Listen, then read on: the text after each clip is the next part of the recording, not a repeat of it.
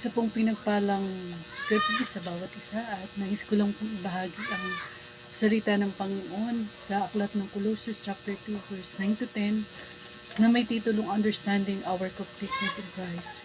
Pero bago po tayo magsimula, nais ko po tayong sumandaling manalangin. Panginoong Diyos na namin nasa langit, patuloy po kami nagpupuri, nagpapasalamat sa iyo sa gabing ito. Pagpalain mo po, Panginoon, ang iyong mga salita. Bigyan mo kami ng bukas na puso upang tumanggap nito, Panginoon. Salamat po sa karunungan at pagpapala mo, Panginoon. Ito po ang aming panalangin sa pangalan ni Jesus. Amen. Muli po ay isang magandang gabi sa bawat isa at nais ko pong ibahagi sa inyo ang katuruan patungkol po sa pagkaunawa sa ating kakumpletuhan kay Kristo. Sa kasalukuyang panahon, maraming bagay ang gusto po ng nating gawing mga tao. Ang yumaman, magkaroon ng bagong bahay, makapag-travel, maging popular at magkaroon ng mga negosyo. Nag-iiba na rin po ang standard ng tao kung ano ang mas maganda, mas masaya, mas mahalaga, mas katanggap-tanggap tayong mga Kristiyano. Hindi naman maaring hindi maapektuhan o maimpluwensyahan ng ganitong mga pananaw o pag-isip. Why? Because we are still in the flesh, we are still on this world and on the system of this world. But we can take our right stand of faith by pursuing godly principles of completeness, acceptance, and accomplishment na naayon sa kalooban niya at nagbibigay naman sa atin ng tunay na kagalakan, kapayapaan, at kakontentuhan. In the book of Colossians chapter 2 verse 9 to 10, ay nabasa natin na napakahalaga na mayroon tayong right belief on our Savior Jesus Christ so that we can have the right kind of living na kasama ang Panginoon. Sabi nga po ng isang preacher, right belief equals right living. Opposite, wrong belief, wrong living. Kaya mahalaga po kung ano ang yung pinaniniwalaan natin. Nais ko pong ibahagi ang 3 key points about understanding our completeness in Christ according to the book of Colossians chapter 2 verse 9 to 10. Unang puntos, understanding the supremacy of Christ. Whenever we say supremacy, sa Tagalog nga po ay pangingibabaw, pinakamataas o pinakamakapangyarihan, means more authority. Jesus is the Son of God. Siya ang kaisa-isang anak ng Diyos. Mababasa po natin yan sa John chapter 3 verse 16. Si Jesus ay Diyos na nagkatawang tao. Si Kristo ang larawan ng Diyos na hindi nakikita. Siya ang panganay na anak at pangunahin sa lahat ng nilikha. Mababasa po natin yan sa Colossians chapter 1 verse 15. Jesus is the co-creator of God, the Father. Nilikha ang lahat ng bagay sa pamamagitan niya at walang anumang nalikha ng hindi sa pamamagitan niya. Ang nilikha sa kanya ay may buhay at ang buhay ay siyang ilaw ng sangkatauhan. Jesus is the radiance of God's glory. Ang anak ang manining na sinag ng Diyos. Kung ano ang Diyos ay gayon din ang anak. Siya ang nag-iingat sa lahat ng bagay. Sa pamamagitan ng kanyang makapangyarihang salita. Pagkatapos niyang linisin tayo sa ating mga kasalanan, siya'y naupo sa kanan ng makapangyarihang Diyos doon sa langit. Mababasa po natin yan sa Hebreo chapter 1 verse 3. Jesus is greater than all the angels. Ang anak ay ginawang higit na dakila kaysa mga anghel. Tulad ng pangalan na ibinigay sa kanya ng Diyos ay higit na dakila. Jesus hold everything together. Siya ang una sa lahat upang ang buong sansinukob ay nananatiling nasa kaayusan sa pamamagitan niya. Dapat pong maging malinaw sa atin ang katuruan tungkol sa pagka-Diyos ni Kristo para tumatag ang ating pananampalataya at upang maiwasan ang pagkalito. Ang pagkaunawa natin ng paghahari ni Kristo bilang Diyos, bilang ating Creator, bilang maningning na sinag ng Diyos Ama, bilang makapangyarihang Diyos na nag-iingat sa kaayusan ng lahat ng bagay dito sa mundo, ay nagpapatibay ng pakikipag-isa natin sa Kanya ay nagbibigay ng tunay na kabuuan ng ating pagkatao bilang mga Kristiyano. that we belong to the one and only true living God. Number 2 key points, understanding that our salvation is by faith alone. We are completed in Christ when we experience our personal union with God through faith to Jesus Christ. It's not because of our good deeds or actions, but it is accepting Jesus Christ as our Lord and Savior through faith, confessing it with our mouth. Ang sabi po sa aklat ng Efeso chapter 2 verse 8 to 9, sapagkat dahil sa kagandahang loob ng Diyos, kayo ay naligtas sa pamamagitan ng pananampalataya, at ang kaligtasang ito'y kaloob ng Diyos at hindi sa pamamagitan ng inyong sarili. Hindi ito bunga ng inyong mga gawa, kaya't walang dapat ipagmalaki ang sinuman. Walang tao na maaaring maging kaisa ng Diyos hiwalay sa pananampalataya sa ginawa ni Kristo sa krus ng Kalbaryo. That's the truth of God, and everybody should know the truth. Sabi po sa aklat ng John chapter 8 verse 32, makikilala ninyo ang katotohanan at ang katotohanan ang magpapalaya sa inyo. Sinasabi rin po ng aklat ng John chapter 14 verse 6, sumagot si Jesus, ako ang daan, ang katotohanan at ang buhay. Walang makakapunta sa Ama kundi sa pamamagitan ko. Walang tao na tunay na malaya na hiwalay kay Kristo. At si Kristo lang ang tunay na nagpapalaya sa atin mula sa sumpa ng kasalanan, gapos ng pagkaalipin sa kasalanan, at ang bunga nito ay kamatayan. Ayon po sa aklat ng Mateo chapter 7 verse 13 to 14, maraming tao ang dumadaan sa malapad at maluwag na daan na patungo sa kapahamakan, at kakaunti lang ang dumadaan sa makipot na daan papunta sa buhay. Sa malapad na daan ay walang bawal, walang sakripisyo, pwede kahit ano, pero ang dulo nito ay pagkalayo sa Diyos at sa kanyang kabanalan. Bagamat ang mga taong ito ay nakapakinig na ng Word of God, ito'y baliwala pa rin sa kanila. Ngunit sa mga nagdesisyon na dumaan sa makipot na daan ng buhay, daan ng sakripisyo, daan ng pagsusumikap ng pamumuhay sa kabanalan at paglilingkod sa Diyos, congratulations po sa atin. Tayo ay ginawang ganap ng Diyos dahil kay Kristo.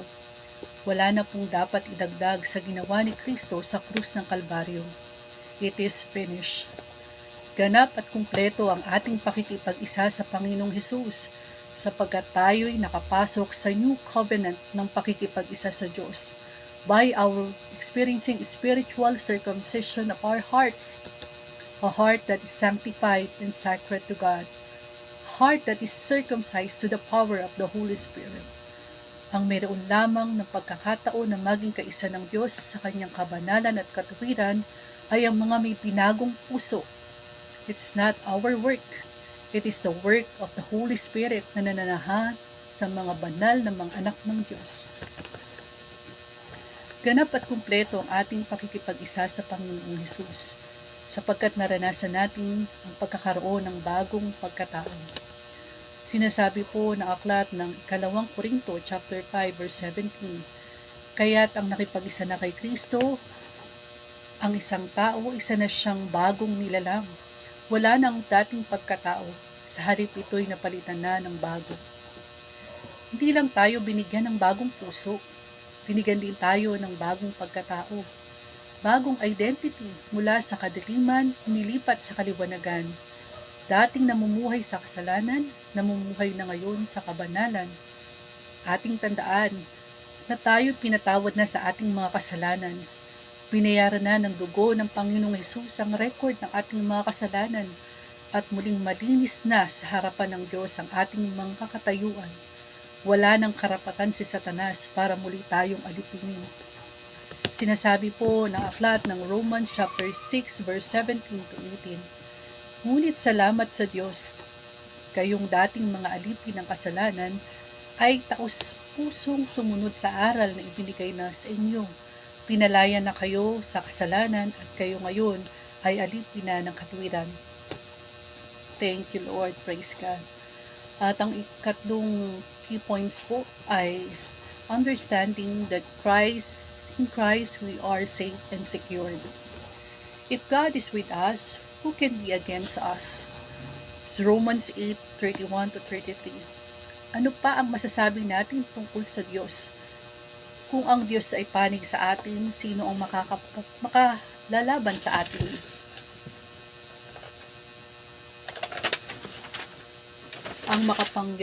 Ang makapagharap ng paratang laban sa mga hinirang ng Diyos, gayong ang Diyos ang nagpawalang sala sa kanila. Maaring sa pagdaan ng mga araw, makakaranas po tayo ng condemnation sa ating mga isipan na nagsasabing hindi natin deserve mapatawad. Hindi natin deserve ang pag-ibig ng Diyos. Pag-iisip na hindi na tayo makapagbabago, patalagang ganito na lang tayo. I tell you kapatid, lahat ng negative thoughts na yan ay pandaraya ni Satanas para isipin mo na may kulang sa'yo. Lahat ng iyan ay mga taktika ng dyablo para magduda ka sa ginawa ni Kristo para sa'yo. There is no condemnation. Means that believers in Jesus Christ are not under the judgment of the law. They are no longer under the condemnation of God's wrath and opposition to sin. This happened because Jesus took the place of those condemned by sins and death and offered believers a new standing before God. The verse, "There is no condemnation," is a declaration of God's love and mercy towards us. It also emphasizes that we no longer have to live in fear of condemnation. Sa ganitong mga sitwasyon, isang bagay lang ang dapat nating gawin. Confess that you are now children of God. Say by faith the word of God in Romans chapter 8 verse 1. Therefore, there's now no condemnation to those who are in Christ, who walk not according to the flesh, but according to the Spirit. Reconciliation with God brings us security, knowing that we are loved and accepted by God. We have the eternal security of our union with Christ through faith that nothing can separate us from God's love. This includes trials, tribulations, and even death. When we understand that God's love is unconditional and unchanging, wala po tayong dapat ipag-alala. Bagamat ang tao ay nagbabago, ang Diyos ay nananatiling tapat sa kanyang mga pangako. God promises us His divine protection and provision. Dumating man tayo sa matitinding mga pagsubok sa buhay, alalahanin natin ang mga pangako ng Diyos, ang matibay nating tanggulan. Sabi nga po ng salita ng Diyos sa Aklat ng Awit 121, verse 7-8. Si Yahweh ang siyang sayo'y mag-iingat. Ika'y ililigtas ni Yahweh, ang siyang sayo'y mag-iingat saan man naroon. Ika'y iingatan, di ka maano kahit na kailan. Sabi rin po sa 2 Thessalonica chapter 3 verse 3, tapat ang Panginoon. Siya ang magpapatatag at mag-iingat sa inyo laban sa masama. Ano nga po ba ang ebidensya na tayo nga ay may pamumuhay na may kaganapan sa Panginoong Hesus?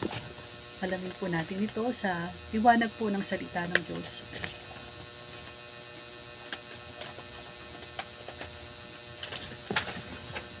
Una, ebidensya ay dapat nakikita sa atin that we are making Jesus our Lord and Savior our top priority in life. In every details of our life, nauuna lagi ang Panginoon. Mahirap lumago ang isang Kristiyanong paminsan-minsan lang ginagawang priority si Lord. Paminsan-minsan lang binibisita ang kanyang prayer closet. Paminsan-minsan lang binubuksan ang kanyang Bible. Sabi po sa aklat ng mga taga-Colossus chapter 2 verse 6, sapagkat tinanggap na ninyo si Kristo Jesus bilang Panginoon, mamuhay kayo sa paraang nararapat sa Kanya. Sabi rin po ng Colossians chapter 2 verse 7, magpakatatag kayo at patuloy na lumago sa pagkakilala sa Kanya. Magpakatibay kayo sa pananampalatayang itinuro sa inyo at lagi kayong magpasalamat sa Diyos. Ang lumalagong Kristiyano ay may lumaraguring commitment sa Panginoon. Lumalago din ang level ng kanyang pananampalataya. Kaya higit sa dati, mas nagagawa niyang maglingkod sa Panginoon higit sa dati. Lumalago din po ang patotoo sapagkat lalong lumalalim ang karanasan ng himala, kagalingan, pisikal at spiritual, divine provision at divine intervention ng Diyos sa bawat detalye ng buhay po natin. Pangalawa pong ebidensya, ang pamumuhay na may kaganapan ay pamumuhay na may katapatan sa Diyos. No turning back, hindi tumatalikod sa pananampalataya sa Panginoon. Hindi naghahanap ng ibang Diyos, kundi loyal ang devotion sa nag-iisang buhay na Diyos. At pangatlo pong ebidensya, ang pamumuhay ng may kaganapan ay pamumuhay ng may kabanalan. Ang sabi po ng salita ng Diyos sa Colossians chapter 2 verse 11 to 12, sa pamamagitan din ni Kristo, tayo tinuli hindi ayon sa laman, kundi ayon sa Espiritu.